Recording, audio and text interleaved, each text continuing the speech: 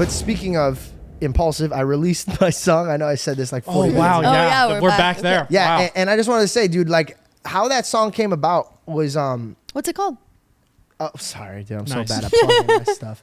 The Heart of David Freestyle on all streaming platforms. You guys could. It's really good. Thank you so much. Yeah, George has shown me all his pop. music. This is like, bro, it's a different person. It's really weird. it's Everybody's been wild. saying this. It's It's such a vibe, and I wild. genuinely I've been playing it in the car.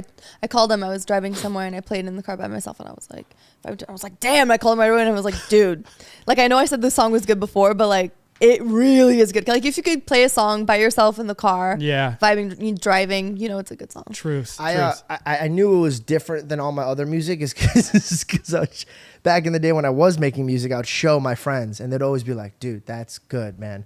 And that would literally be the end of it. You know what I mean? Yeah, like nobody would ever be like, dude, hey, play that new song you got. Or like, hey, dude, could you send me Let's that song? listen to that again, man. No one. And I never realized how important that part of like making music is. If like other people don't like it, it's probably not going to do well.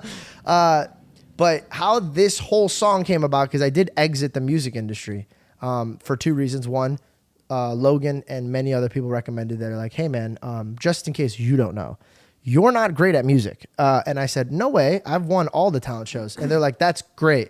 You're also competing with other people that are not good at music. And I said, okay, cool. Now it makes sense. So I quit music and I had a dream. And it sounds weird, bro, but I'm going to keep using this as a testimony because there's moments like this that happens and I like usually bite my tongue or I don't say anything. But now I'm just going to start.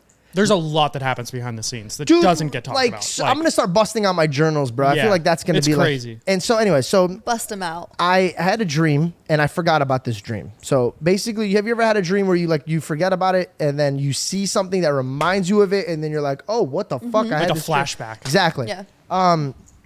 So not a deja vu, by the way. Not like, oh, I've seen this before. Like just something that reminds you like, oh yeah, I had a dream that this happened. So Tanner Fox was visiting me for like a few weeks. We were just hanging out. We were doing a bunch of things together, some projects. And I told him about my producer friend, Rami, who produces for like Kid Cudi and a lot of cool artists. Kid Cudi is Tanner Fox's one of his favorite artists, like knows all of his music from head to toe, all of them.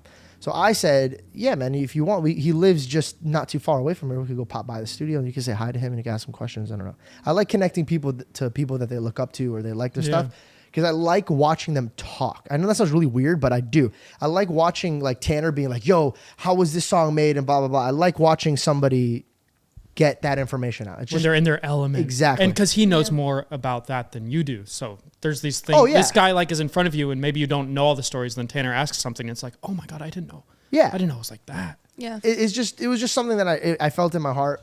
Connect them, have them talk.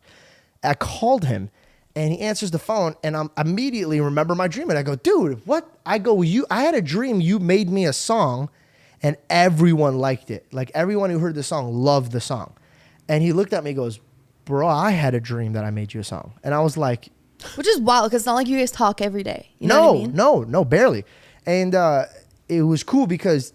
Belle and Tanner witnessed this, and so I turned to them and I go, "What do I do?" And they're like, "Dude, you should go to the studio and see what's going on." So I call him. I go, "Hey, should I come?" That dream kind of was on my mind. And he goes, "Yo, I was gonna ask you the same thing. You should come into the studio just to have fun, see what's going on."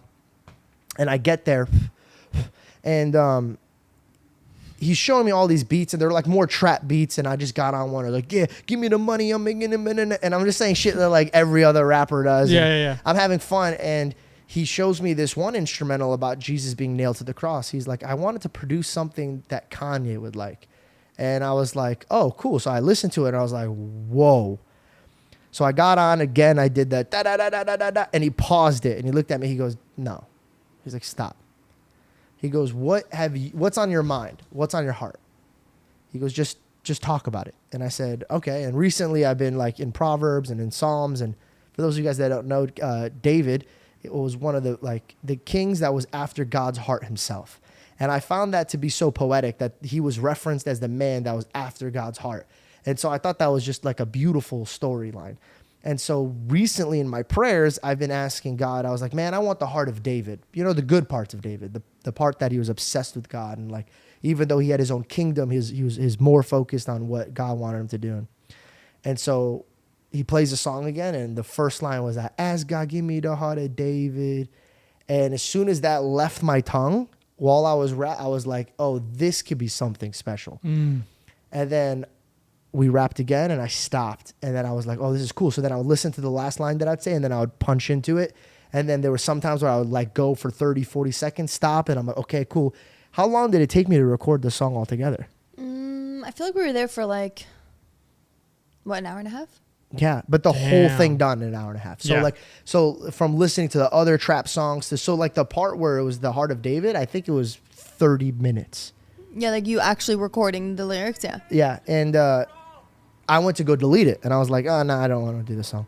And Tanner and Belle and Rami were like, no, dude, this is the best thing you've ever done. And I was like, really? I ask God, give me the heart of David. Honestly, I'm not patient. The devil getting frustrated. The weed is making me lazy. A generation full of